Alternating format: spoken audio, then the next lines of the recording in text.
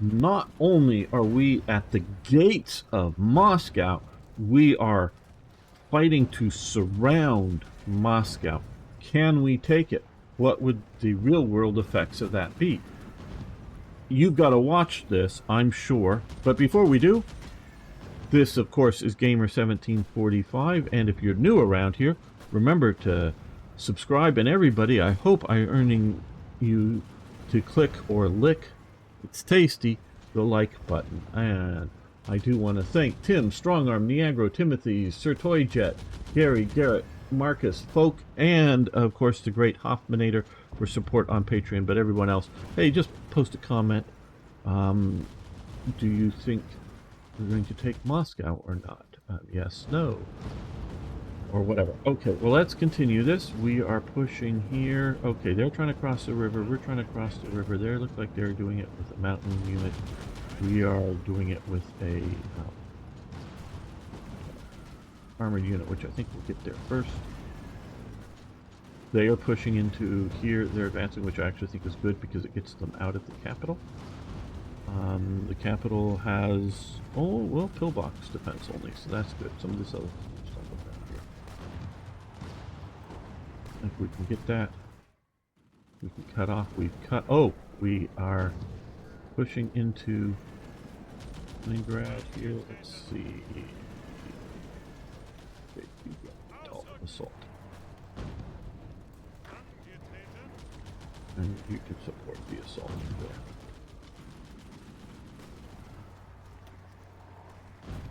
That one's about ready to, that division's about ready to collapse. And they don't have endless amounts of divisions to cycle in and out. Now, I still don't understand why this isn't connected to the capital.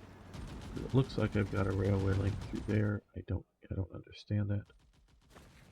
That's some sort of buggy thing, or I just don't understand. We are also pushing rather effectively down here. Yeah, you guys get going that way. You're running out of supplies, so we can again look at our supply situation. We have Orel, which is doing that well. We've got not too much around it. That's part of our problems. Kursk. Well, armor in the open generally works pretty well, so let's get these divisions attacking there. You guys can go there. You can attack us that way. Move it to there. And they're about exhausted, so we're going to let them rest up. You guys can just cross the river. Just get across. Looks like we will surround Moscow. Looks like it.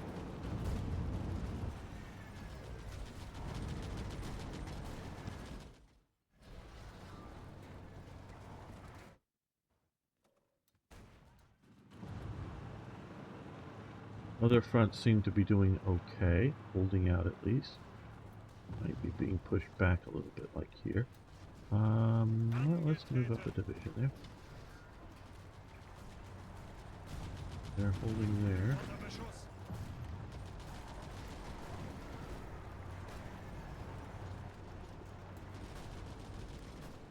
Okay, well now we can attack multiple directions.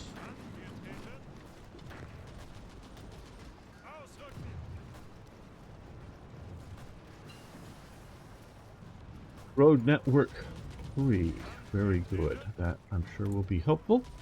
We can come down here and see road network 3. So supply loss down 40% while moving, or organization loss. Sorry, supply loss. Supply range up 3%. Infrastructure construction speed up to 4%. That supply range, I don't know if 3% is going to mean much, but you never know. I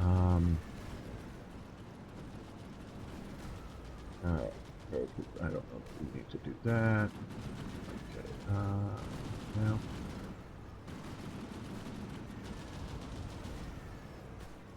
Railway construction, efficiency, retention. Okay, well, we could do multiple vaccines. Increase population. But let's uniform factory plus 5%. Max.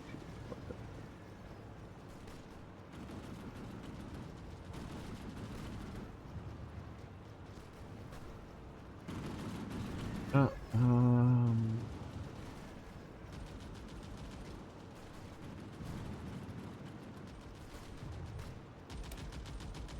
yeah, let's do that.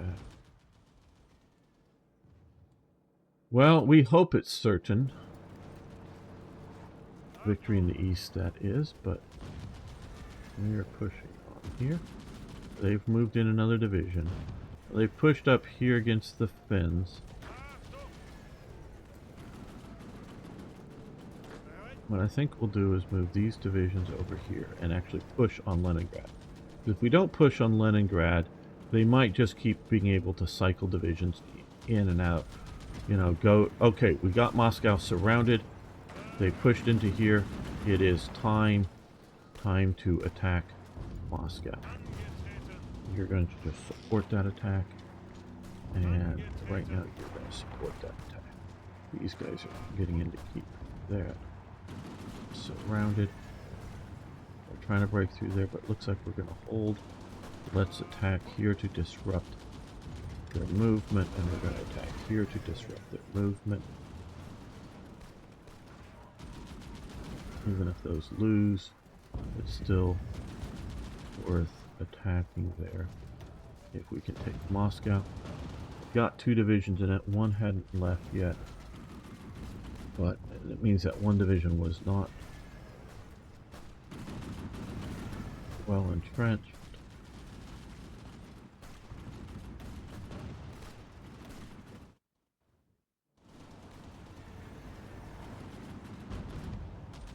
We're still not getting supplies. I just don't understand why that is showing no connection, because we have it through there. I don't get that. Don't know if it's just my lack of understanding or if there's some other issue.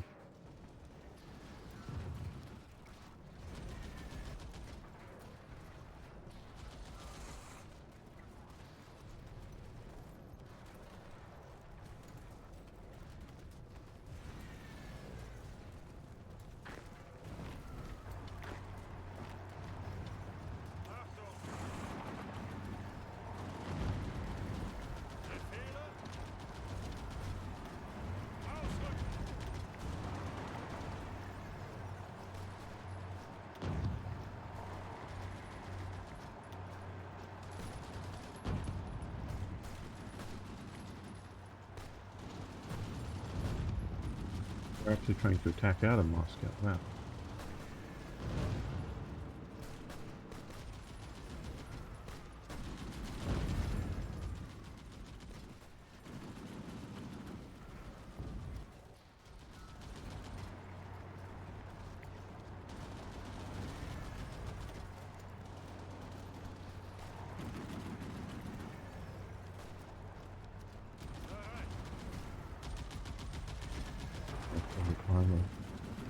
Help in that assault. Now let's look at the air situation. Oh, we've now got it yellow, which means we can somewhat more effectively put air power up over here.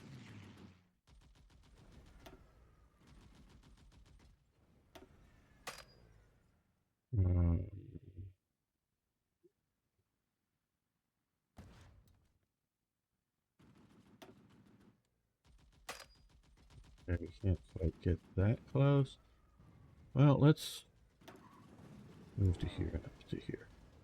Sort of before, particularly, I was worried about supplies. But here we should be getting enough supply to handle that. Those supplies were being strained to supply up and around here.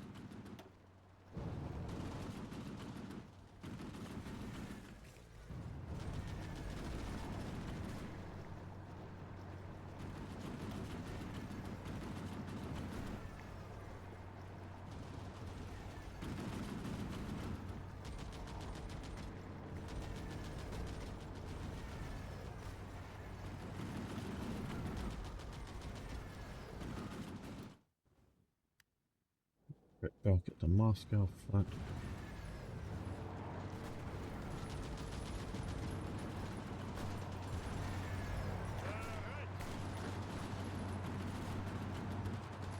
Well, we just need to attack, though that they're not in good shape, just to keep reinforcements from going north. Right now, let's push this division attacking it as well.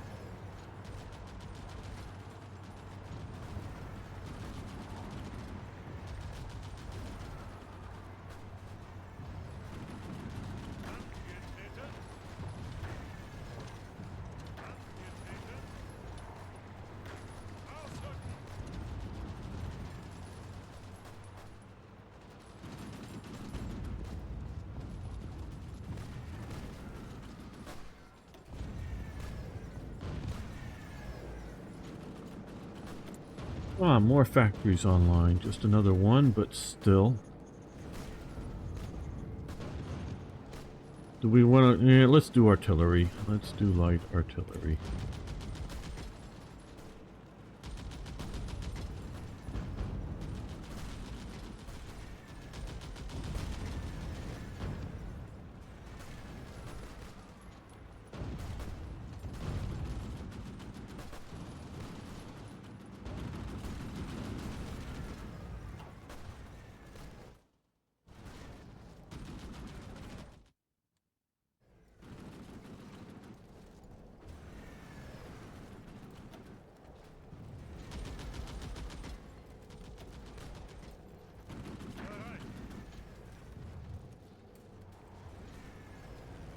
They're doing okay. Well,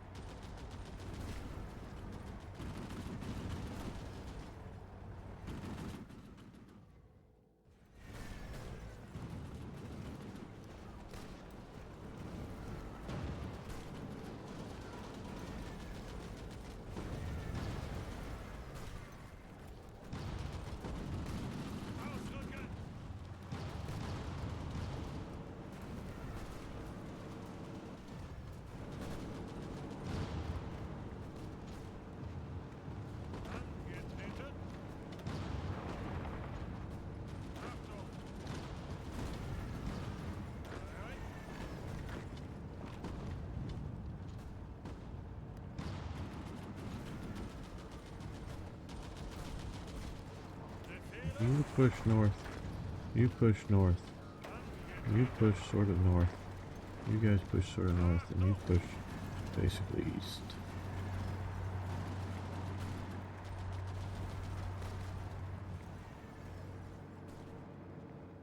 Holding along the river here, pretty good.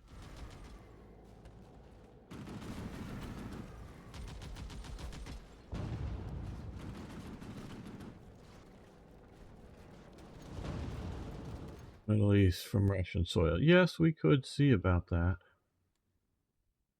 Not a bad idea, though. Though what, I know what you're saying, and you're not wrong in the sentiment, but we'll have to see about our supply situation at that point, and then yeah, we may be able to do so with the railway. We'll see what kind of connections we have.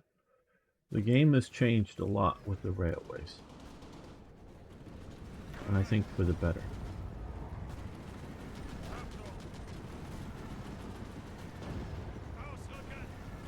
You attack. Okay, FM radio. You guys attack. Raid your submarines by making a variant. The Germans did that. Yes, I know they did that. Hey, amazing. How you doing? Oh, I love pushing the Soviets back. That's a great, great thing.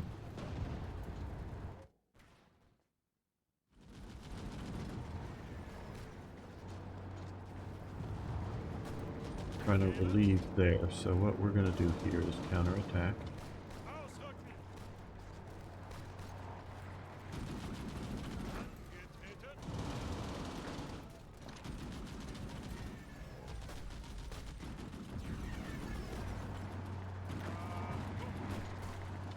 Those are going to push north. Push east.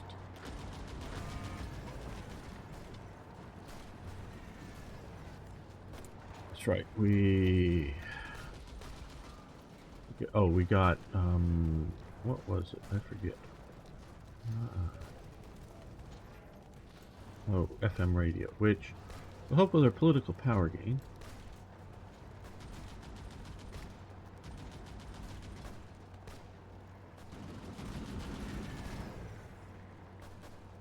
Trickle back 2%. Trickle back 1%. That's good. Yeah, manpower isn't over 1 million reserves, so let's do that.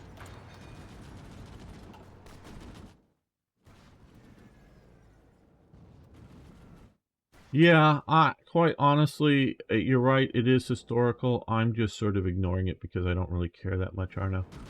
I'm not playing this as a game that they've just lost Tripoli. Yeah, I think Italy might lose North Africa here. Bulgaria, what are they sending transports there for? I don't know. I guess I'm focusing on the Eastern Front more than maybe I should. But you guys attack north there. Just the idea that we don't want them to have a regrouping ground. Well, we have one and can keep sending forces back into the fight. They hopefully collapse. I still don't know why I don't have connections through to here.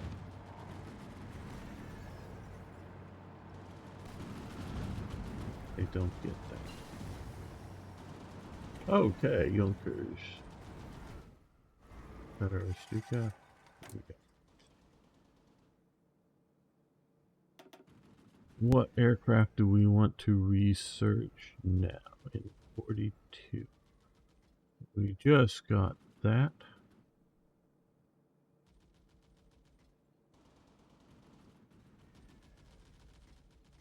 Not going to do carriers ahead of time.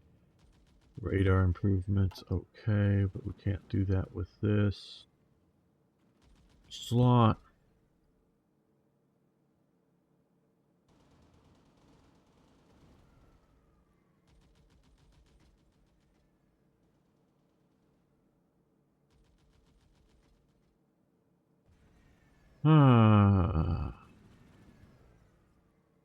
Okay, air people, do we want to do the 109G14 or the 109H? The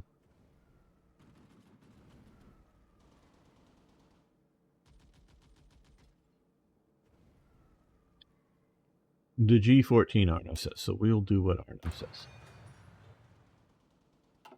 I am not enough of an expert to really know right off the top of my head which ones we should be doing, but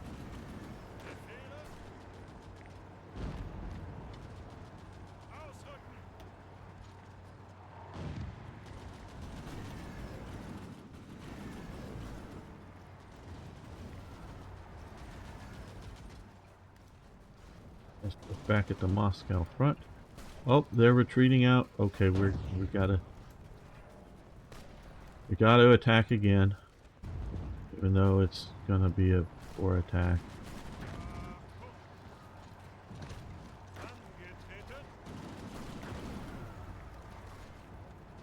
Attack, because we're just not doing so great here. No, we're doing a little better there. Okay, Deed'll keep holding.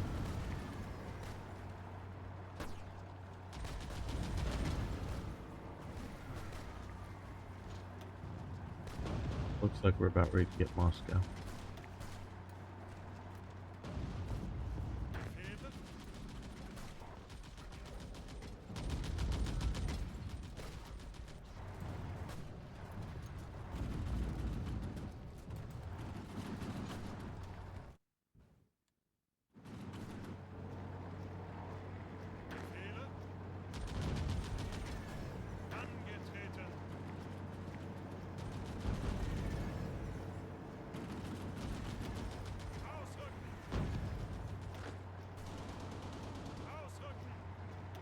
4 divisions there. Before they just had 3.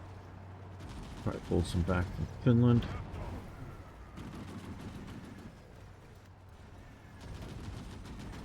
Oh, there we go.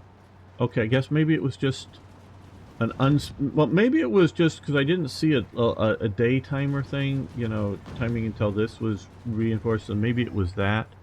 Just need to do that, but that gives us supply all the way up into here. We've got supply back over here. So yeah, so we're doing great up here now for supply. I know it may not look that way in a sense, but trust me, it is compared to what we were doing.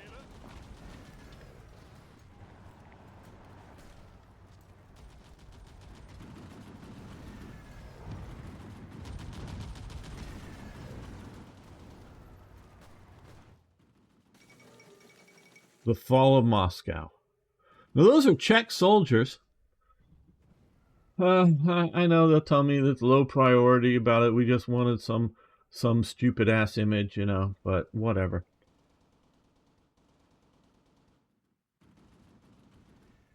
I'm pretty sure I know that photo, but I also know the helmets and some of the other gear there that may be hard to distinguish, but definitely the helmets, those are Czech. So we have taken Moscow. Germany has taken Moscow in June 1942. Okay, well, which will give us eventually. So I guess it's probably just no supply from the capital because it's probably building that last rebuilding the last railway connection. Is probably what's going on. Like I say, I don't always know the right answers. Let's just try to stop this. What's the next capital? I don't know right offhand. Now, okay, I want to talk a little bit about this. Gamers lecture time now, instead of clicking and playing stuff. So, a couple of my maxims that I believe are very true statements. Warfare is a political act. I don't think we can, you know, one of the definitions, it's not the best definition, but one of the definitions of warfare is politics by other means. One of the definitions of politics is warfare by other means. Now, to define politics a little bit more, it can be defined as who gets what, when, where, and how. You know, are you distributing food from a centralized food source, and how do you determine who gets it? Whoever shows up with a bowl, do they just get that filled? And can they go through the line 20 times in a day just as long as they keep filling up the same size of bowl? Or can they bring a big bucket full and get food? Or do you exchange money for it? Or do you exchange ration coupons? Or do you exchange money and ration coupons? That was sort of the standard for most countries in World War II. You had to have both. Maybe not the Soviet Union, I don't know. But I just don't know enough about Soviet Union at the time. Though they did have money back then. They had to reintroduce money. They tried to have an economy without money. It failed. So that's, you know, who owns what land. And you may go, oh, well, I have a piece of ownership document titled to this land. No, you don't own it. That's something from the people that truly own it, the government, okay? The government owns all of the land. And they give you ownership rights to it, maybe. Even under the Soviet Union, may have ownership rights to an apartment, to a house, depending on when and what, maybe to a farm. But they can also either through a previously set up legal statement like, oh, hey, you know, you own this apartment unless certain conditions apply. You know, I don't know what they might be, and then you lose the apartment. Or So it might be something like that legalistically, or it might be you have ownership rights to the apartment, but the government can just take it away, and what can you do about it, even though you have a piece of paper? I don't know. So, who gets what, when and how and why and all of that. That is what politics is. So you may not care. Hey, Beam Slam. Yes, we got Moscow. So you may not care about politics, but politics cares about you. Right. So warfare is a political act. That is a clear maxim that's true. And politics is perception. Whether you want to look at something in current day or you want to look at something long ago in history, why do people follow governmental rules?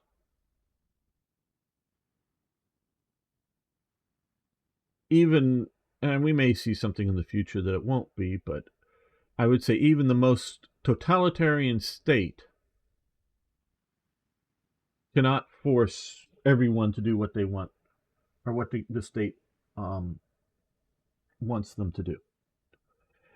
People can become ungovernable.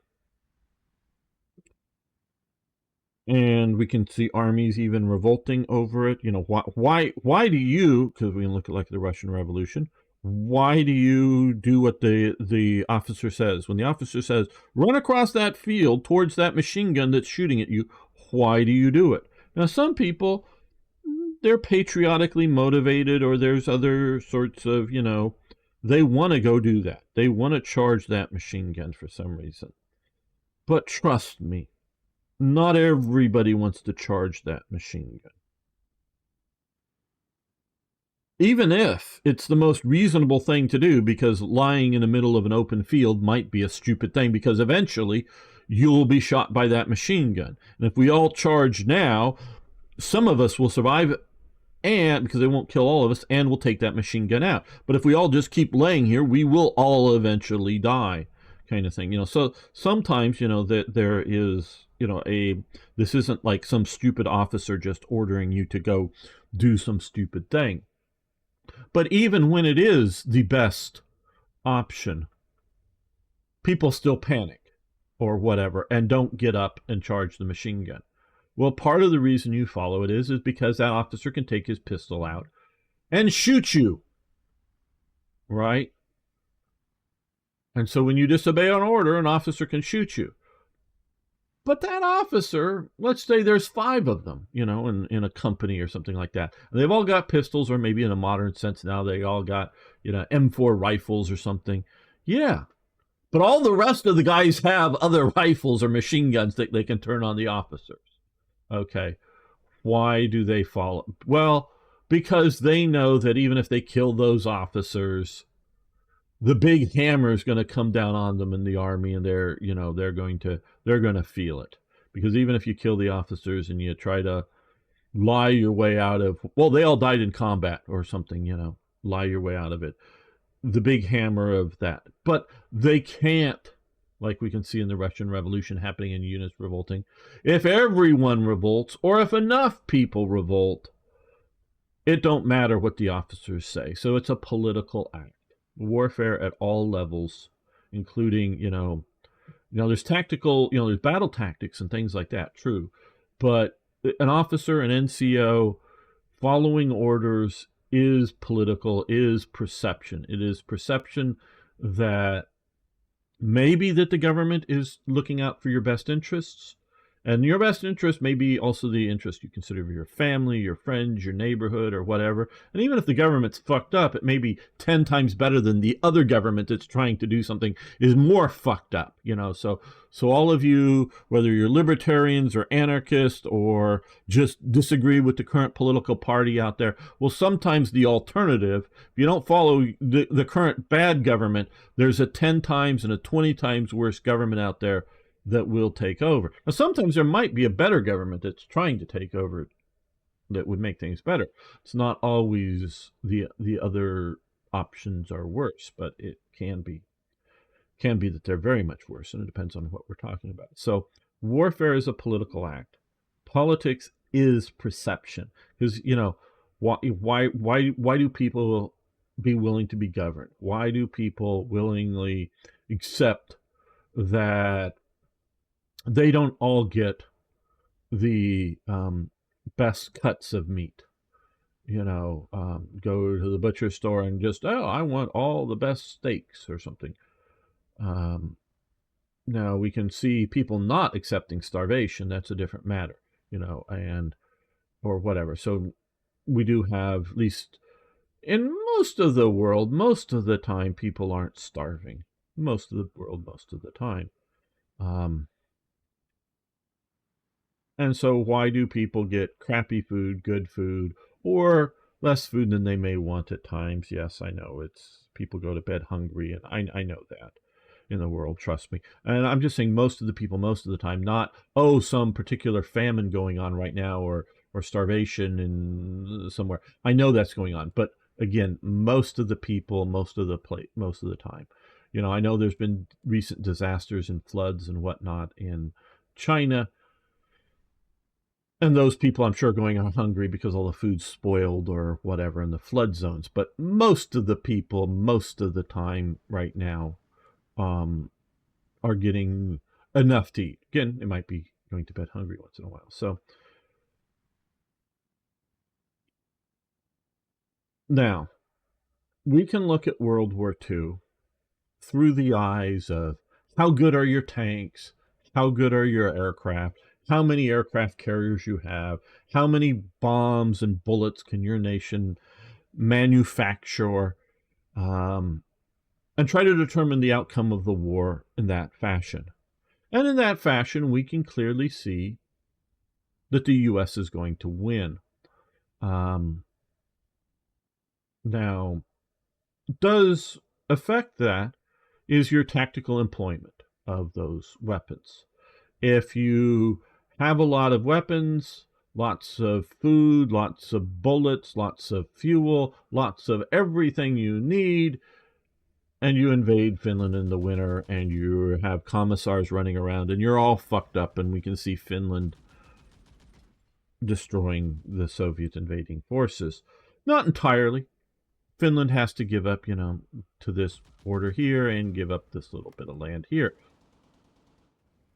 So Finland isn't a clean, clear victory, but, and jump to modern politics again,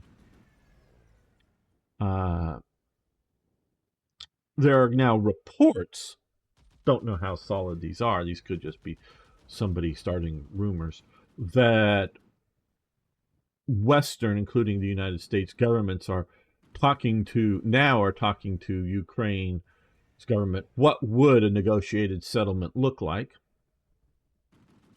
Now, I don't know the source. I've seen it reported in some of the stuff, but I'm very much aware that this could be entirely disinformation, meaning nobody's talking, no government officials, U.S. State Department, British Foreign Ministry, or yada yada yada. None of these people are talking to anybody with these statements. That very well may be not true.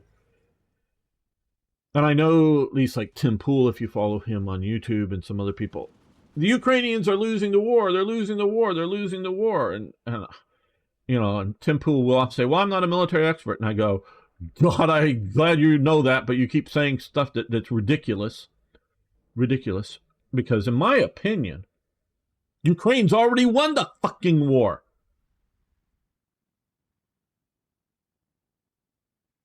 Because what, at least my estimation of what the Russian goal was in Ukraine was, yes, to try to get a direct land corridor to Crimea, and yes, to get the northern shore of the Sea of Azov. It's sort of a strategic thing. But if you're never going to go to war with Ukraine, you don't care about strategic elements like that. But they do. But what was in my opinion, the primary objective? I don't think it was the land bridge. That they're all saying, oh, look at the Russians have won. No. The Russians fear Western encroachment, and it's not just Putin, it's the Russians, fear Western encroachment on what is, what they consider deep inside of their territory, whether directly controlled or indirectly of Ukraine. Deeply inside. Because whether you want to say Georgia is something like pro-Western nowadays or something, well, that's on the south side of the um, Caucasus Mountains and probably isn't a dagger push into the heartland of Russia if there's ever a major battle, but Ukraine certainly would be. Well, there was a probably very corrupt, probably not, though I would say the current government, and I'm hearing various things in Ukraine, is very corrupt, and I'm hearing that a lot of the monetary aid has ended up in suitcases and ended up in other places. I'm not saying most. I'm not even saying the majority of or I mean it may just be 10 or 20% or maybe down at 5%, but hell, all the billion cent 5%, that's a lot going into private bank accounts, and not just as bribes and government stealing and theft, not people making a profit out of making weapons or something, but actually just sort of because yes, people are making a profit out of the war. Russia's goal, and there was a pro-Russian government in Ukraine that again was elected, and people objected, and there was a revolution against them, an overthrowing, and that really upset. And yes, Moscow or Russia poisoned, and I forget some of these politicians. One of the Ukrainian politicians, you can just see his face just go ugly because of the poisoning. Yes, there's a lot of dirty politics, a lot of stuff, and so if you have a charismatic leader and you poison him, and well, the other option guy on his same side may not be charismatic, and the other guy may sort of kind of literally win the election objectively, by vote count, but you've already taken people off of the chessboard prior to that would have won or something. So again, it I don't know all the details right off my head, but there was a pro-Russian government. It gets overthrown. Whether that's CIA organized and set up and plotted out, and they just got local dupes to do it, or whether that was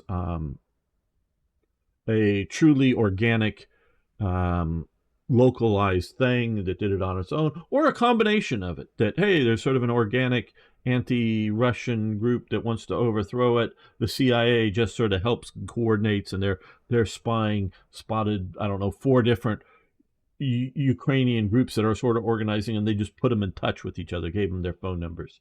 Trust these guys; these are on your side. Organize and do your shit. I don't know.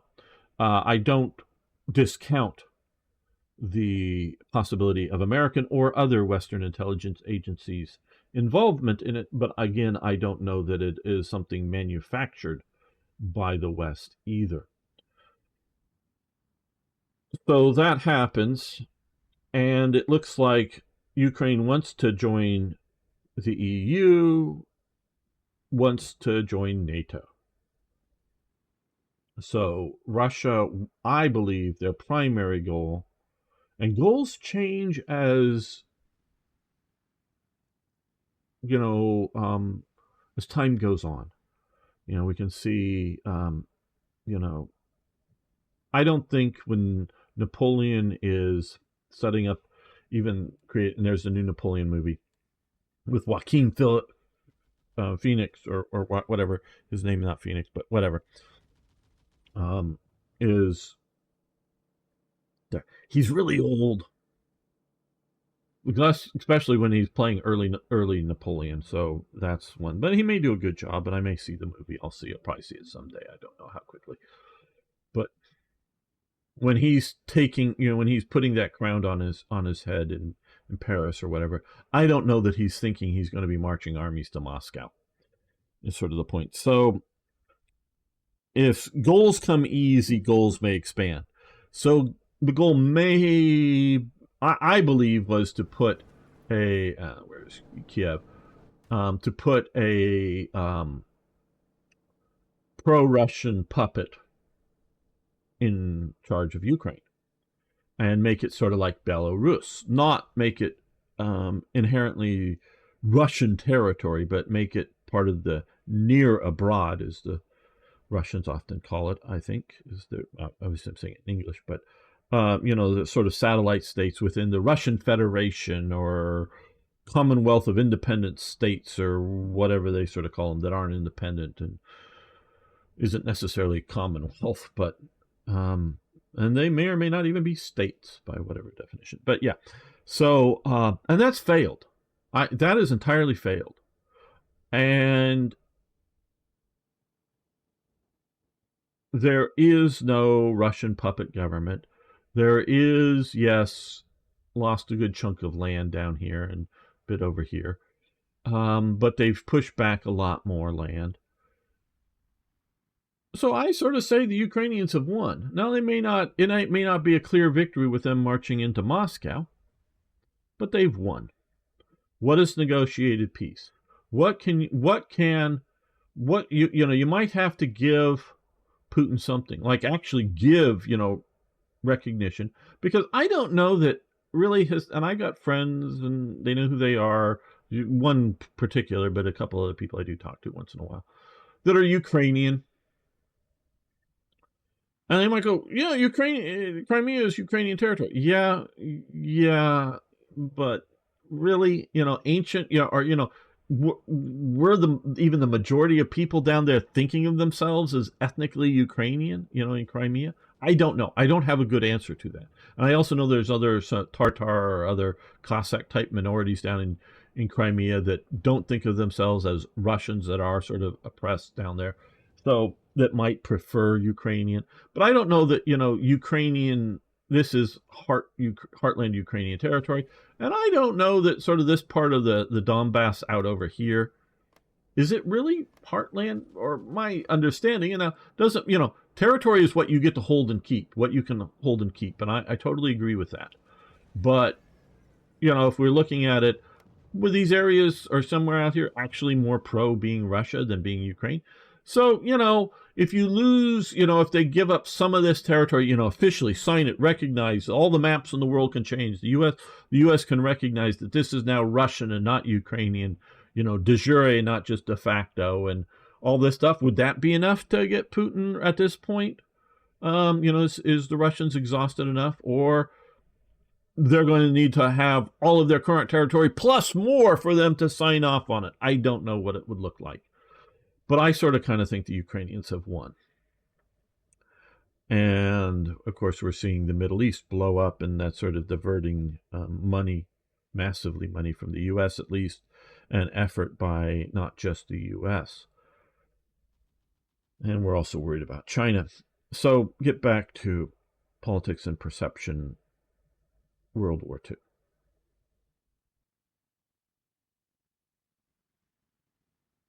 I would contend that, hey, Beam Slam, most borderlands are mixed cultures. Absolutely, Beam Slam, who I'm sure he doesn't mind, is Danish. I mean, saying that. And, just where is, Schleswig-Holstein? Just where? Now, I know what it may be nowadays as various post-World War II ethnic cleansing, and trust me, it did go on after World War II. One area I know is all of the Sudetenland Germans were kicked out. They just were unceremoniously, maybe not as brutally as the Nazis would have, but unceremoniously packed up and told, you're out of here, dudes. And checks were given the homes, given the land, given that. And they weren't compensated for it in any sort of material way. The individuals, and yes, the individuals overwhelmingly supported German takeover and supported the Nazi government, as opposed to, I don't know how much, like East Prussia was ethnically cleansed by the Soviet/Poles versus just sort of like, oh shit, the Soviets are here, we don't want to be here, let's go east. I don't know, I don't know. But we do know that there were ethnic cleansings after World War II, and maybe for good reasons. Again, borderlands are mixed cultures. The borders have moved a lot in Schleswig over the centuries. Absolutely. So, you know, what legitimately in 1914 would have been the where you would have drawn a sensible majority, not like weird little pockets, sensible majority Danish versus German ethnically, where you would have drawn that border in 1939, where you would have drawn that border in 1945, and of course various ethnic cleansings might have happened that are within either living memory, 60, 80 years, or just outside of living memory, within 100 years ago, and say, yeah, my great-grandfather's farm was over here and we were forced out, and yeah, we won it back, and not just back and being in German territory, we won it. There's, if you're playing the ethnic game and who owns it, as opposed to who has the guns so we control it, there's that game too that we play. But the ethnic rightness of it, I don't know where it should be drawn today, redressing, post 45 bad decisions versus other decisions. I don't know on like that, and I'm not making any sort of educated claim here on where it should it even change, as opposed to, Denmark exists only because, well, I'll be generous, only because Britain, France, and America says Denmark exists. Okay.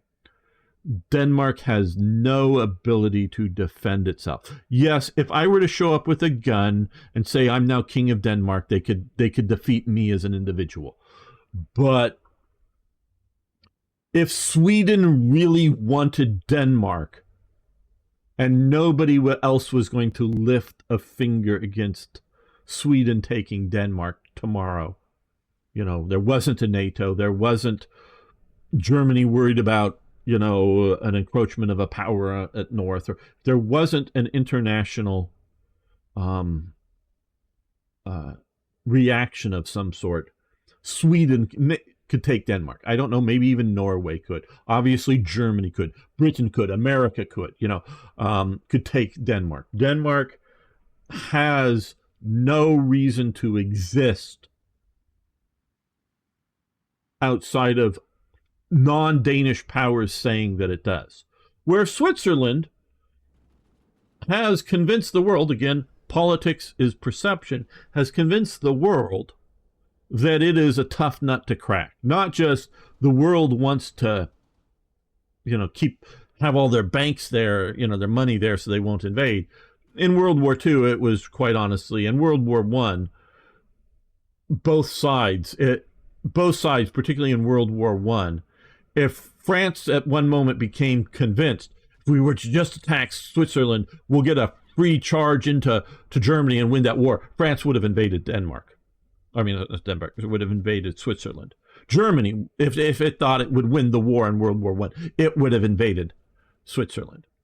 Switzerland has convinced the world that between geography, between its mass conscription army, that it is going to be, you're gonna bleed a lot as a nation to take Switzerland. Whether that's true or not, I don't know, but they've created that perception. So Switzerland exists because Switzerland says it exists.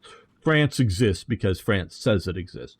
Germany exists because it says it exists, because it is big enough. It is enough. And the only reason both the Soviets and the Americans were able to control it so directly, and the Americans are still sort of having a lot of indirect influence over it, is because we got their willing cooperation enough that we could painfully, because we did in World War II, conquer them. We could erase them, and we'll, reopen the camps and put the Germans in, but it would be very, very painful for us to do that, meaning they would fight. And that our occupation, we convinced them, I'm sure it's quite true, that we were beneficial. The Marshall Plan, and other things, that being occupied by America, as well as France and Britain and whatnot, was actually beneficial to you, even if it sort of hurts your pride to see, foreign tanks drive around your nation. So some nations exist because they say they exist. Denmark ain't one of them, people. It ain't. Not in the modern sense. In the 18th century, yeah, it did have enough money to buy enough cannons to build strong enough forts that actually built a fairly strong navy until Nelson comes in and obliterates it, the navy. And, so there is enough industrial power in the 18th century. In the modern sense, Denmark's given up and oh, Big Daddy America, protect us. Big Daddy America, protect us. And so Big Daddy America protects them. Otherwise, they don't exist. That's just the cruel fact of it. And I don't mean to beam slam, because it's not his fault, but that's just the way it is. So some nations will just, like Poland right now, is on, and it's been giving up some of its arms to Ukraine, but is on a big armament drive, is probably going to build the strongest army, although they don't have the industrial base right now, though they're building industrial base to maintain it, meaning they're mostly buying the army, though they are setting up, I think, manufacturing of the Korean tanks or whatever there. They're building up the strongest army, I believe, in Europe right now, in continental Europe. No, I'm not talking whatever Russia might be. I'm talking more NATO, Europe, that kind of thing. So, because Poland wants to exist because Poland says it exists, not because other powers do. So that is part of the perception in that. Okay, so again, back to here. I would contend that, hey, Felipe, and I'll get to some of the chat here in a moment, back to Beam Slam. I would contend that had Germany,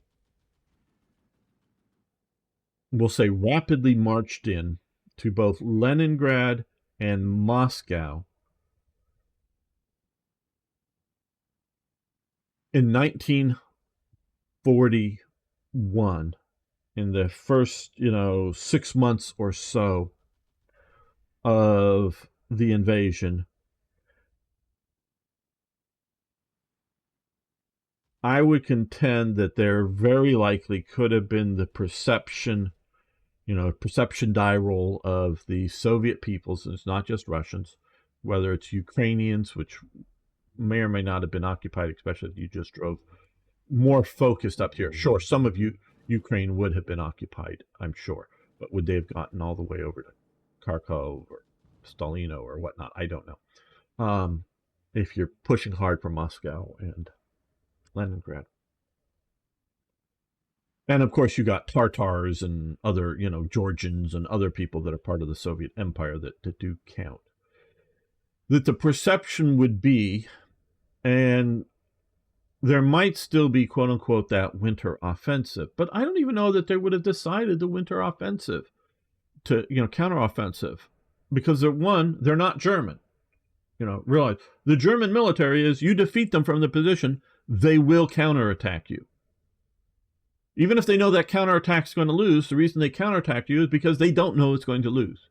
Because even though it's a weak counterattack, sometimes forces that just made it over to the top of the hill and took the entrenchment position, that if all of a sudden they're being attacked again by some sort of forces, they may panic and retreat. They may not. And it's not necessarily the counterattack is pushed home hard, to the last man. It's just a counterattack. Russians and Soviets are not Germans, so they may or may not do that counterattack, and they may, at that point, whether they are worried about logistically supporting that counterattack along a fairly broad front, or whether they're just going, oh shit, they've just taken our two main cities, we better save these tank formations, not just the tanks themselves, these tank formations in reserve for the next year's forces. Because, again, perception is not just the peasant in the field or the worker in the factory who's winning the war, or the soldier who's winning the war. It's also the command structure. And the command structure may feel that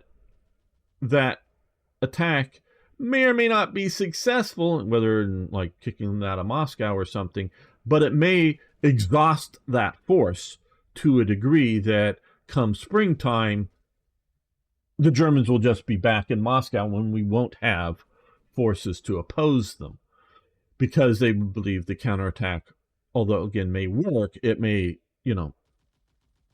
there may be nothing, there may be a hollow shell left of those forces that counterattack. They don't know that, because you don't know that until you fuck around and find out. You may be successful, you may not.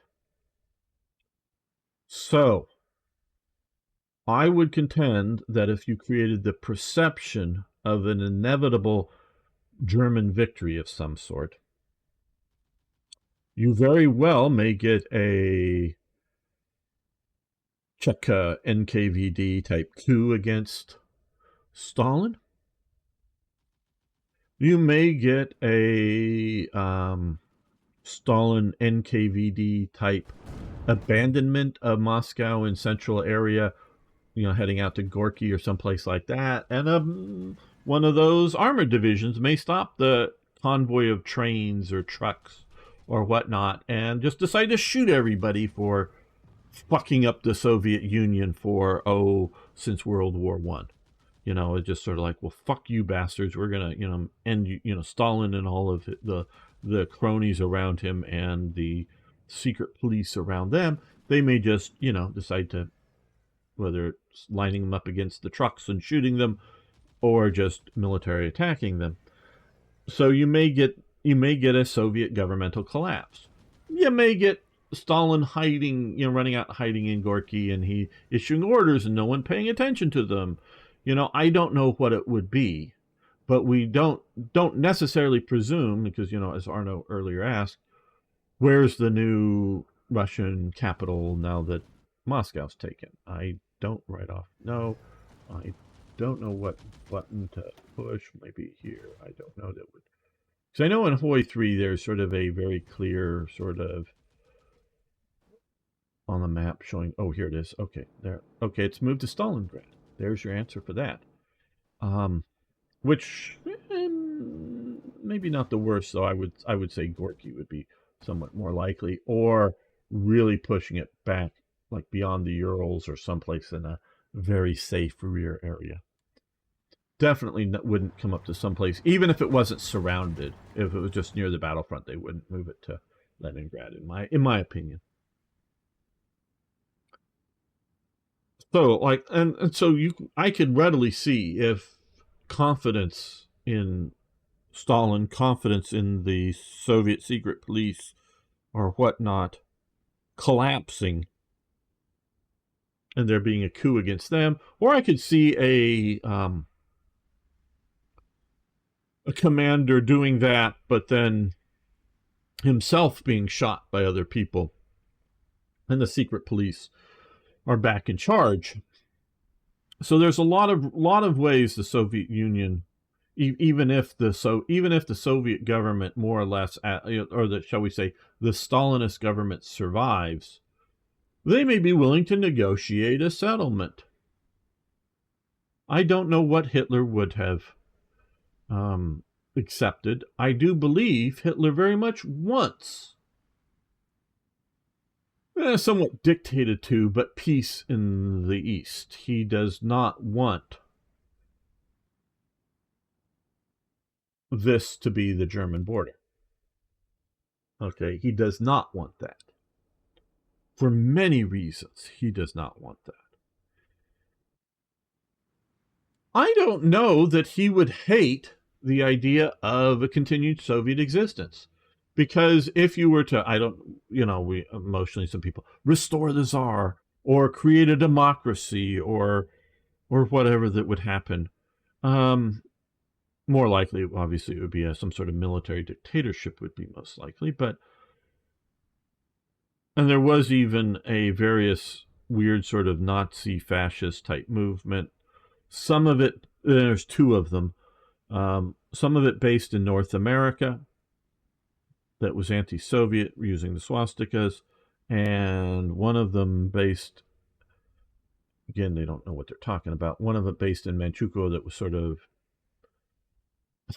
and maybe calendar-based, um, whether supported slash tolerated by the Japanese, including at one point they make a big glowing um, sign at some point and put it up along the border, with a big swastika and whatnot, for the Russians on the other side of the border to look at. Two different groups that claim to be, not Russian National Socialists. I don't think they know what National Socialist meant. It was just sort of a cool phrase. They're probably more just dictators or fascists, but whatever. And I don't even know that Hitler would want a National Socialist type government, a fascist government. I think he would love the idea of a boogeyman in the East. The Soviet, the communist menace is still out there. It's still that unnamed, or that perpetual, ever there threat. And because I do believe Hitler, obviously all the Nazis are racists by their nature. Himmler and some of the others wanted to see greater Aryan,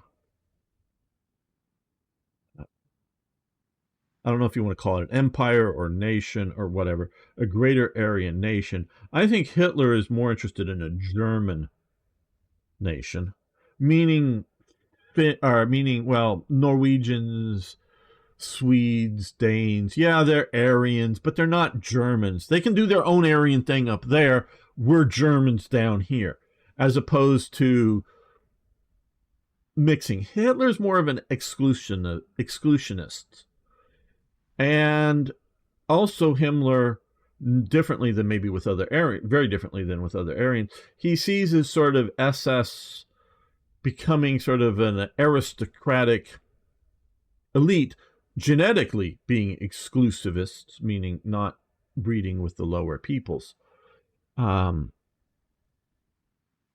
being as overlords or new aristocracy or gentlemen farmers or knights or whatever, occupying land that has been somewhat depopulated for sure, but ruling over subhuman tenant farmers or something like that. I think Hitler more wants to just scrape all of these unwanted people out of there and just have Germans. But Hitler does want a borderlands region in which there are sort of going back to the citizen soldiers of Rome kind of thing, which is sort of meshes with Himmler's view to a degree, out along wherever the border would be, to, he sort of looks both at the various Russian expansions into the East, as well as America's, at least his perceptions of them, America's expansion west, of sort of, fighting off the local barbarians and whatnot as things happen, and that this would keep German manhood tough. So I don't know that the idea of of negotiating and still having a Soviet Union is contrary to Hitler's goals. Hitler wants particularly to go into Ukraine and seize that, and down to Crimea, as German expansionistic territory. Sure, he's going to move up into the cold north, but he also wants to see it move out here. And so some borders, something like this, I don't know what he would demand on Moscow. I do believe he does want Leningrad, not so much for the city itself, but just the strategic point. So, I could come up with even more scenarios of a various collapse, and I could even see a Soviet civil war. I almost said Russian, but Soviet civil war going on between, especially if someone were to kill Stalin. Because if Stalin is forced out of Moscow, I could see him very, very vulnerable during that transition period. Not just the literal movement to a new city, but in the early stages of trying to set up that city, apparatus. I could see him being killed before he gets well situated and well guarded, if you will, so that somebody may take him out. Hell, he could be flying somewhere and a well, could be either side, not misjudging what that aircraft is shooting the aircraft down. And I say either side because like there's speculation, though I think it's just wild speculation, that how do you put all right, so there's other Bilboa, whatever, the sort of air guy for Mussolini, via Balboa or whatever. He creates the highway along the coast, and he's very popular with the people. And there's speculation that Mussolini was getting jealous, but he shot his aircraft is, he's in a transport aircraft, is shot down by Italian anti-aircraft gunners. I just think it was mistaken identity for the aircraft gunners, but he gets shot down by his own side. So I could even see something like that happening to, if Stalin stays a bit too long in Moscow and has to fly out beforehand or whatever, or he bugs out early and quickly, and knowing that he has a secure whatever base somewhere that he at least thinks is secure, and they stop somewhere to stop at Gorky or something to refuel as they're coming in. The Gorky people may go, oh, enemy aircraft, shoot it down, and truly thinking it's such, not necessarily any sort of plot coup against them. But so who knows what could happen. We also, like, you look at history, so many assassination attempts against Hitler. It is remarkable that he survives all of them to the point that he takes his own life at the end. So we don't know what could have happened, and there's a lot of possibilities. I do believe, Stalin, from everything that I've read and heard, Stalin very much was a paranoiac. But I would also say that there are plenty of people, whether they're quote-unquote Trotskyites or simply people that are lost family because of Stalin's purges or Holodomor or other sorts of things, that carry grudges, that if they truly got the opportunity would have assassinated him, even at the cost of their own life. I do believe that is probably a very real thing, and probably an underreported thing in the West. So I can give you a lot of scenarios. Now,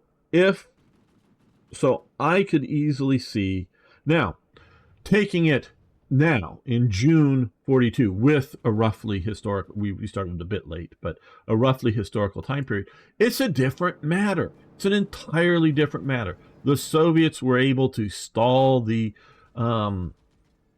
advances all the way through winter. They're able to push, only able to get into Moscow into summer, maybe getting, they cut off Leningrad, whether we've talked and we've found, no, they cannot move supplies across the lake here because of mechanics of the game, though we do know that certain industrial center areas here will generate a certain amount of supply, but don't know if it's enough for here. And there may be some modifications by mods just granting more supplies to these provinces. But historically, obviously, they were able to bring in some supplies. But even if that falls, we've now had time for the evacuation of all of that machinery and factories. And I do know that at times they would just literally show up at, the equipment would show up at, outside of some city somewhere, right next to the railroads, and literally just out into that field, start setting up a factory. And maybe on the other side of the railway, or just down a ways from it, actually starting to build the buildings. Because trust me, by winter you need to have, you'll be covered too deep in snow to continue to work. But literally in the field, just start manufacturing whatever it is they manufactured, as long as they had the resources, meaning steel or copper or whatever coming into, or the power to generate the to use the powered machinery of whatever form powered machinery. To then later move the factory, so just do it literally in the fields, open air factory, and while building the buildings nearby to eventually move into it. But trust me, like you can just hear, how often are they getting the steel deliveries? How often are they getting the copper deliveries or whatever to these factories? how quickly are those whatever widgets that are made are being put on a train and sent to somewhere else that are being then assembled into an aircraft or assembled into a tank or some other sort of thing just because they're making the radios out in the field or something. Um, but give them, from June to June, start evacuating your factory in June of 41, and by June 42 you're actually set up and you're functioning. Well, losing Moscow is bad for many, many reasons, not just political perception reasons, but infrastructure and other reasons. It's bad. It may be even very bad. But it's not necessarily showing that German victory is inevitable, especially by June 42. America's in the war and Britain is still in the war, and the Soviet Union is not alone. So this is a different situation. So I would not credit it as the Soviet Union collapses. I'm not saying it wouldn't collapse, but I'm not saying it needs to or it's likely to. Now, if you were to get the trifecta, and it's not just because famous battle Leningrad. Oh, we're having sirens go by. I don't know if you're hearing them. Sounds like fire department. Moscow, and of course, famous battle Stalingrad. It's not just a trifecta of that. Um, I would add necessary either Astrakhan or Baku to it. The fourth element, and if you really want to be solid, the fifth up here at Murmansk. Because if you take this effectively, you've now shortened the front. There's no longer a northern front there in the sense that it's looking north. You're now just the northern area is looking east, if you know what I mean. And so you're able to run supplies even into a bombed out city. Um, destroyed city. There's still probably enough port clearance and enough rail whatever to get supplies to the front line efficiently. This becomes even more of a German lake, historically with Finland in it. You very well may be able to push eventually here. You've got Moscow for all the various strategic industrial reasons, railway reasons and whatnot.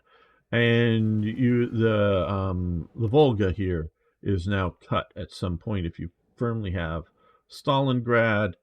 Um, the reason I would put either Astrakhan here, because that is the major sort of port. There are some sort of minor ports over here, moving potentially oil and other stuff around the Caspian. So if you take that, you cut off effectively oil leaving here on any volume and whatnot. Or if you take here, even if the Soviets still hold up here, you've now cleared out the Caucasus. Then, if you get all of that, then I could also see the idea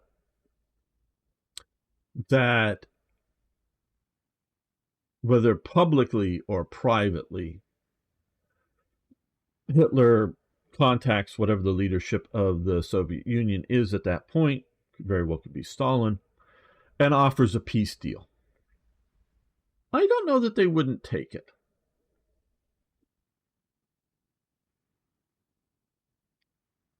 I would say the answer would be at that stage, what does the rest of the world, and particularly the Mediterranean, look like? If it's, Sicily's fallen to the Americans, or Americans and British, or whatever you want to say, and they're looking like they're moving up, yeah, I can see them fighting on because, they're moving into Italy. They're not yet creating the Western Front that Stalin wants, which is not just some toehold in Italy, but, an actual major, Western Front. but it's moving in that direction and fighting on if you can, even if you're not pushing the enemy back, but you're just fighting on, yeah, you could see victory coming.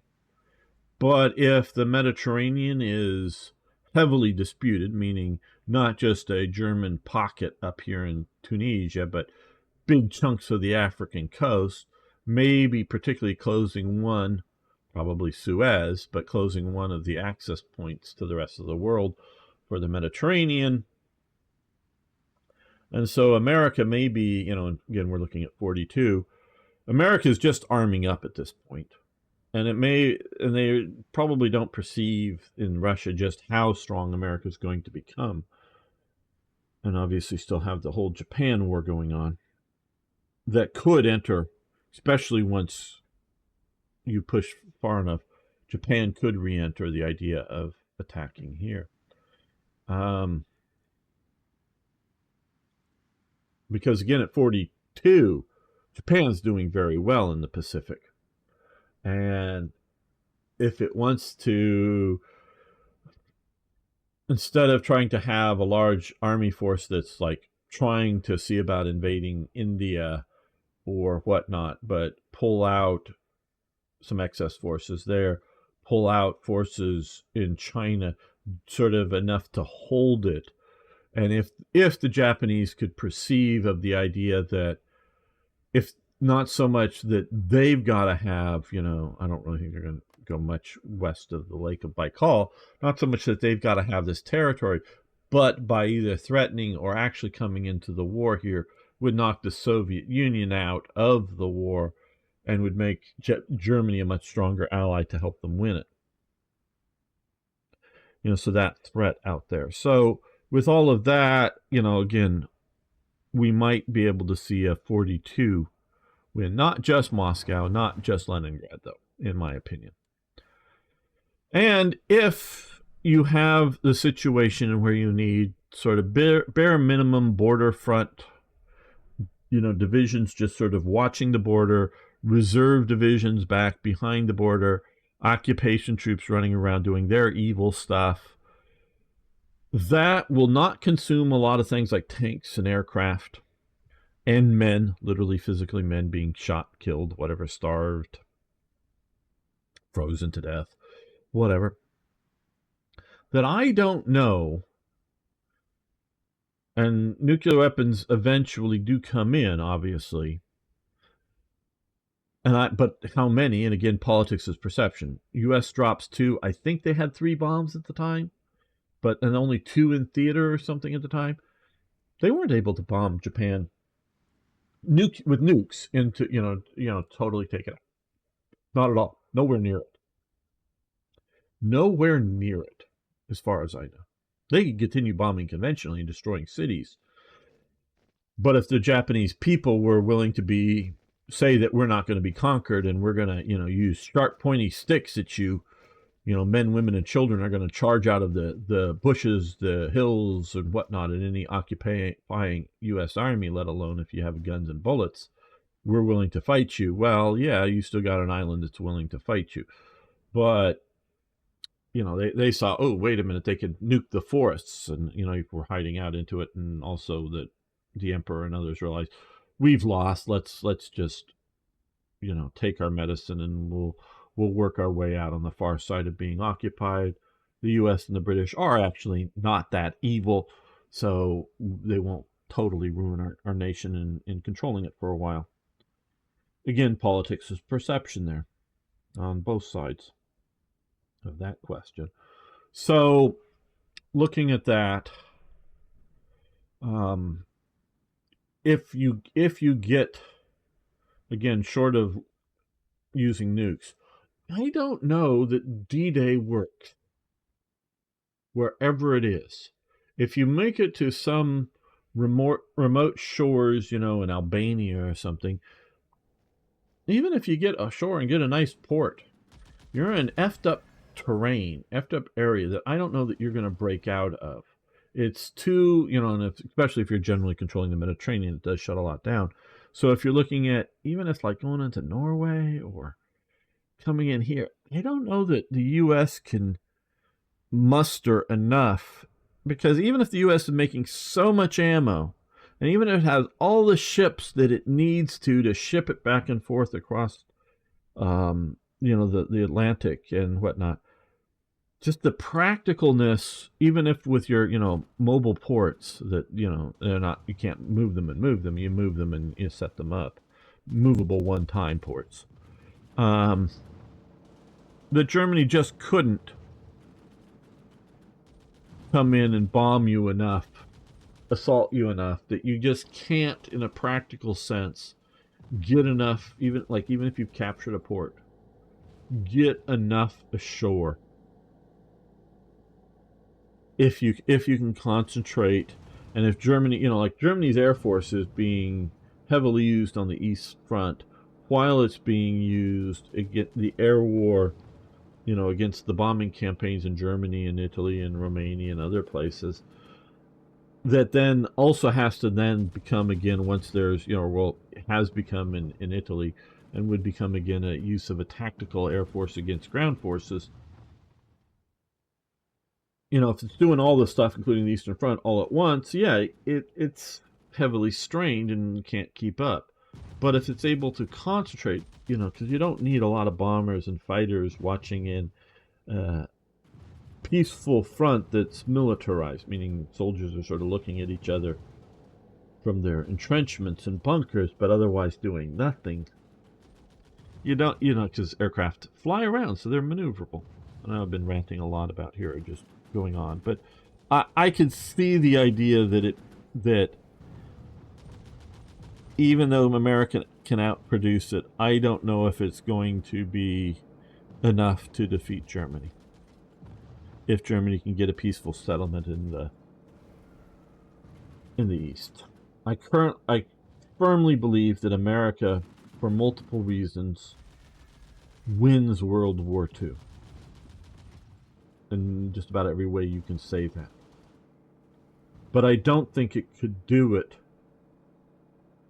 without massive U.S. USSR or Soviet participation, or without massive British and Commonwealth participation. That those are all essential. Having Britain is essential, because if you didn't have Britain, you'd have to invade Britain first. So I think Germany could have won. I think it's a doable thing. It just either made mistakes and or couldn't achieve objectives well enough, quick enough to win the war. But I think it could have. Japan, on the other hand, is always doomed. The only thing that saves Japan is if it can get into the negotiations with Germany that,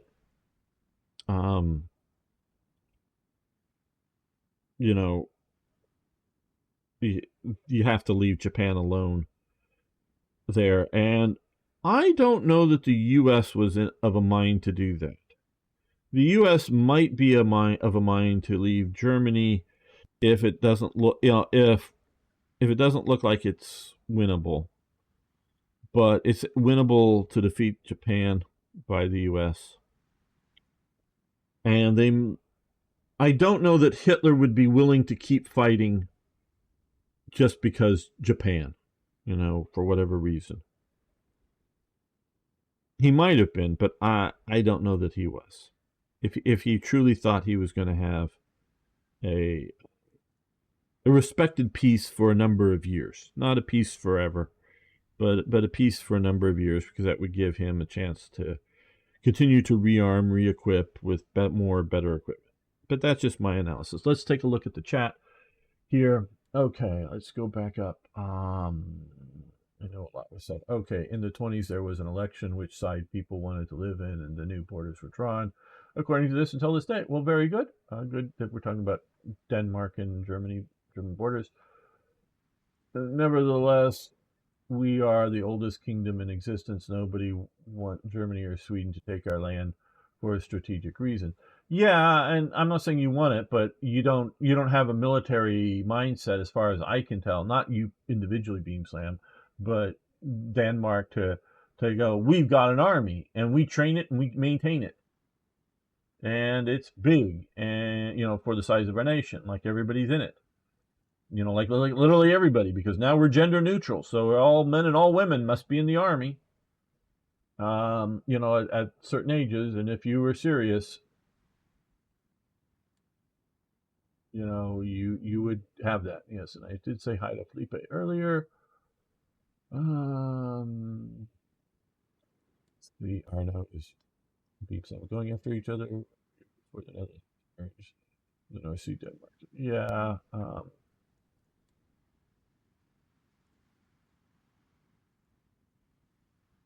Danish Lodge. I don't seem like people learned with World War II. Anti-Semitism is growing much again. Absolutely, Felipe. Oh, and Admiral Teague has also been here. I've been ranting, didn't see. Hello, my friend Admiral Teague. Okay, yeah, yeah. No, anti-Semitism is on the rise. Um,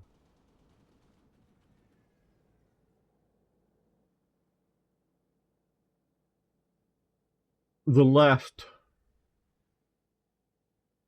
has always, as far as I can tell, has always been anti-Semitic. Now, on the left, it's different reasons than whether you count the Nazis on the left or the right, and it's sort of a weird paradigm there. Whether it is, there's a lot of left wing elements to National Socialism, hence the name. But I'll very clearly say National Socialism and fascism are types of socialism. Both of them are, but they're hierarchical, meaning some people are going to be rich, but nobody should be truly poor by their whatever their idea. But there'll be less wealthy people but everyone would have adequate living under the National Socialists and Fascists. Everyone would have adequate living conditions, adequate food, adequate clothing. They would be the working people, so it wouldn't be poor as in destitute or poor as in unable to feed themselves or worried about money in the sense of, oh my god, what are we going to do, we can't pay the rent. That would not be a concern in if they achieve their goals of either National Socialism or fascism. Two different economic ideologies, not just other political ones, but they're both socialistic in that sense. Both of them are socialistic. So are they right? Maybe they're right-wing socialism. Maybe that's the way to put it. I don't know. But the left has always been anti-Semitic. Again, it is, and it varies from place to place and time to time over the years. It is partially, significantly, based on the idea that the Jews are the bankers, are the capitalists, are the people that support capitalism, support money, and so they are anti-Semitic in those regards. Since World War II and the Holocaust, they've had to hide it. They couldn't be openly anti-Semitic. We have also seen the left, and I've seen recent protests, as in the last 30 days or so, in which you have clearly Antifa people carrying either Palestinian flags, wearing the Palestinian white with, I don't know, you want to call it blue checks or whatever, blue embroidery on it, headscarves, or other Arabic banners that say something in Arabic that more or less are Hamas banners or Hezbollah banners or some other similar sort of thing that they have been carrying, along with other Arabic movements, whether they're of left or right wing, because there's both left and right wing Arabism, that have been protesting together in recent days in a very anti-Semitic fashion. They have long, the left in Western Europe and America, have hidden their anti-Semitism under the guise of anti-Zionism.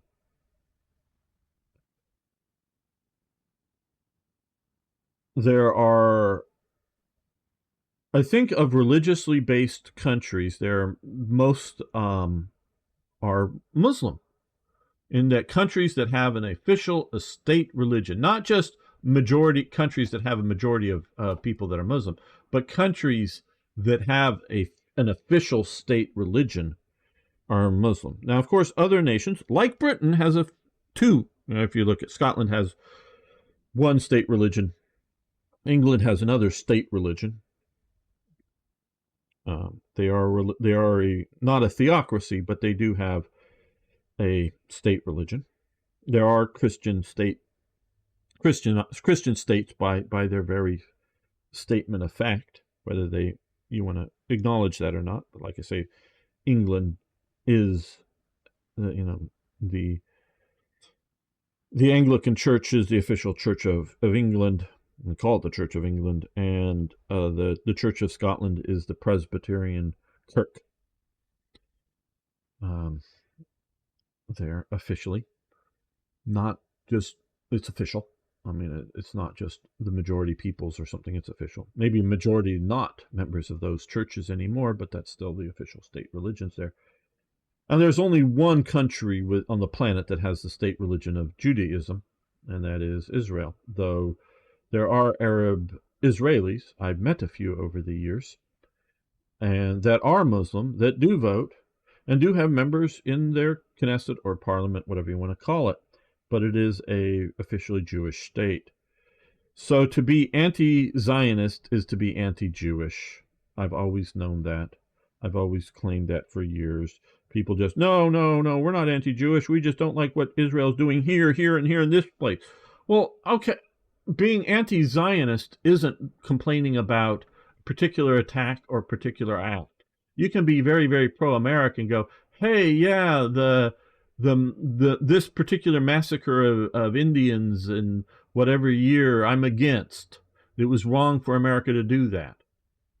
And, I may very well agree with you that it was wrong for them to do that particular thing. Now, the Indian Wars, because the Indians were fighting, the Indians weren't all sitting around peaceful like and then decided to go to war.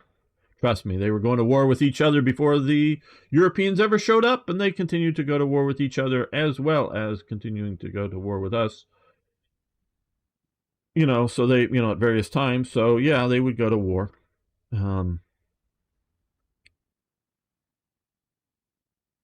And sometimes, yes, the American settlers provoked things, yes, but that's not always the case. I don't know if it's the majority of the case. I know it's the case in some cases, and I know it's not the case in others. So yes, but that isn't being, complaining about particular events in the past is different than saying, oh, America, the United States, I should say, should not control California or Texas or some place because, the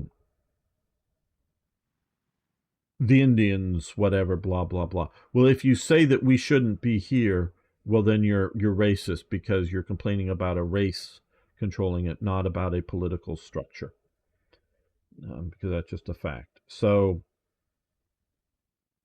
because once they get citizenship, the Indians, and they do, at different stages, but trust me, a lot of the Indians there's a lot of Indian tribes that are still up here, and in whatever time period, they're voting in elections. Now, that's not necessarily in 1790 something, but by 1890 something, yeah, they're voting in elections. They have American citizenship. Okay, now in the 1890s, not necessarily all these Indians out here, and I can't go tribe by tribe or know all this stuff, don't necessarily have American citizenship, but, and are voting in elections. But trust me, Indians, so it's not a racial thing, at some point. It's a, speak English, read, write, and enculturated enough thing, not thing. So if you're complaining about Israel existing, you are anti-Semitic. You can say, oh, they shouldn't have bulldozed these houses because of X, Y, and Z or whatever. That's different.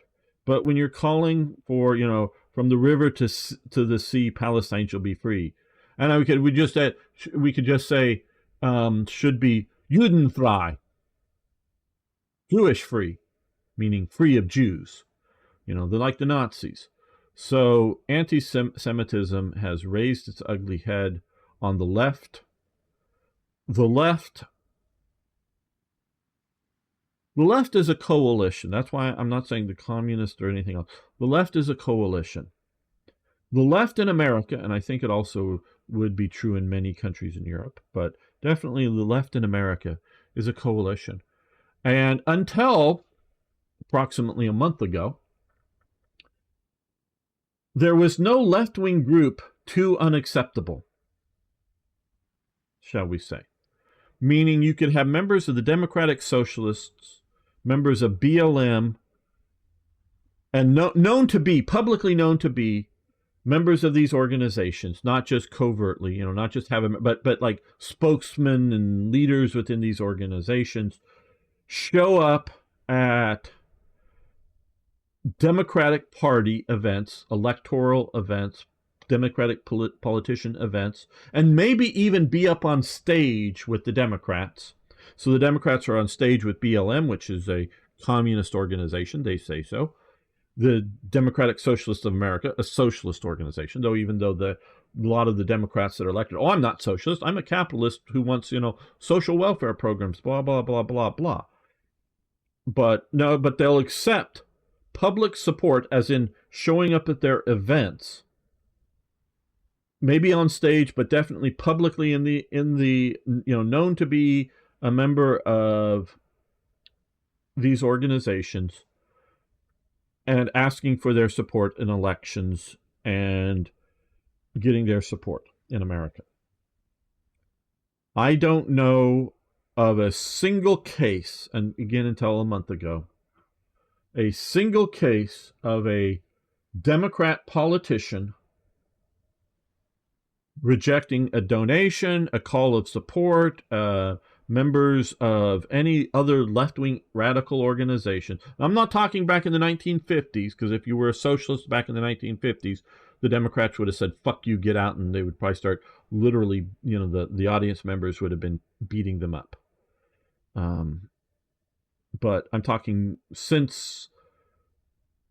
definitely since the year 2000, probably since the 1990s. Basically, since the fall of communism, they're willing to accept communist support. While communism existed as a threat to America, most Democrats would not openly allow communist support or even socialist support for themselves. But since the fall, communism is no longer a threat, quote unquote, they now accept communist support. And in doing so, they've let anybody under their tent to be publicly part of them and support them. And I do believe that these leftists, and they're not all communists, they could just be socialists, they could be anarchists, they could be various other flavors, have infiltrated very many governmental institutions as well as non-governmental institutions, and have been allowed in and been acceptable. So you have a quiet anti-Semite that is running organizations in universities, whether students or faculty, and have been allowed to exist in these organizations. Where on the right, trust me, if there was anybody known to be a Ku Klux Klan member or a neo-Nazi, or if they showed up with armbands or hoods or other sorts of things like that, they would be thrown out of a Republican event, literally. And if they had to, get the police or somebody there to throw them out, not just, and I'm not saying it would take violence. It would be taking like, hey, yeah, you're leaving. You're out of here.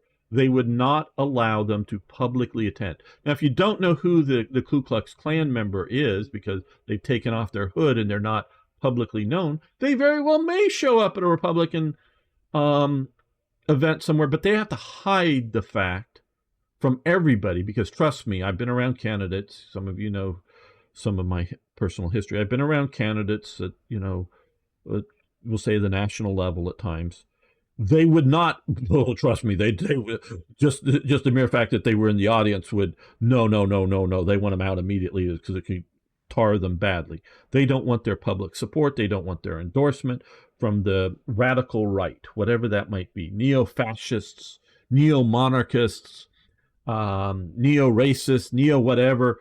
They don't want that on the Republicans. Yeah, they'll accept libertarian. They'll accept the sort of radical freedom group people.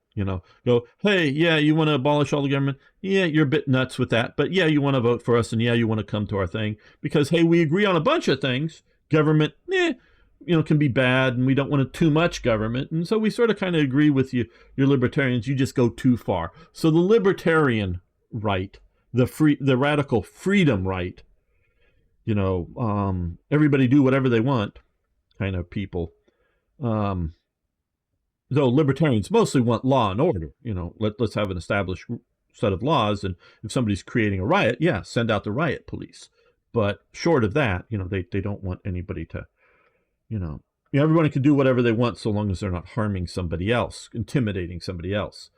So on that radical right, yes. So you can definitely a Republican, whether for president candidate or for mayor or whatever, would allow, Freedom Caucus or other sort of hard right freedom types to be publicly seen with them. Might not have them, wave their flags or whatever, but would publicly allow them to be around them, but not of authoritarian right and not of racist right. They would not be allowed around the Republican caucus. So the Democrats are waking up to the fact that their left is back. Oh, I did not see the chat over on. Hello, Wagner. At least Arno did see that. Very good. Posted some videos of tank battles. Take your time. Yeah, okay. Maybe we'll take that out. Wagner, sorry I didn't see that earlier. I've been ranting. So yeah, anti-Semitism has, like, it for Muslims, it's more of a religious anti-Semitism. I don't know how much is race-based, but religious-based, meaning if the Jews were to um, honestly convert to Islam and start practicing Islamic, beliefs and practices, they might very well be accepted. Because I think that was traditionally the accepted thing. For the left, it probably not so much Jewish or Jewish blood, like racial group. Probably because sometimes the left, particularly in Europe, if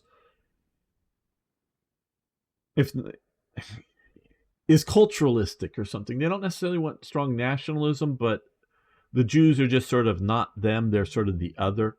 But it's a lot of it is seen as, like I was saying, as sort of the bankers, the capitalists, the people that they're fighting against as the personification. So they're anti-Jewish in that sense. So traditionally, if you were to be Jewish but go wholehearted into Antifa or wholehearted into the radical left, you might be considered acceptable because you're rejecting your Judaism, if you will. And of course on that radical, it's rejecting religion as well, and so religious Jews are bad because religious Christians are bad. The only reason religious Muslims are okay is because they're fighting against the current status quo, the current system that is supposedly religious and Christian and whatnot. So anything to tear it, anything that's, the enemy of my enemy is my friend kind of thing. And then we'll fight afterwards, once we get rid of my current enemy. So yeah, anti-Semitism is getting bad. It's getting bad, and they don't necessarily learn from history. Hello, Ruben Curious? I don't know. Sorry. Been following you since your Hoi 3 submod. Okay, now I'm watching your Hoi Black Ice Germany series. There, you mentioned a guide for German national focuses. Would you be so kind as to tell me where to get it? Um, Thanks for your work. Oh boy. There are some tutorials. You look for some Hoi 4 tutorials. Thread. There. I have made some of it. What we are seeing now, and well, I think we'll continue the live stream, but I'm going to end this episode here because we've gone on long enough topics. So, thank you, everyone. You made it this far. We have taken Moscow.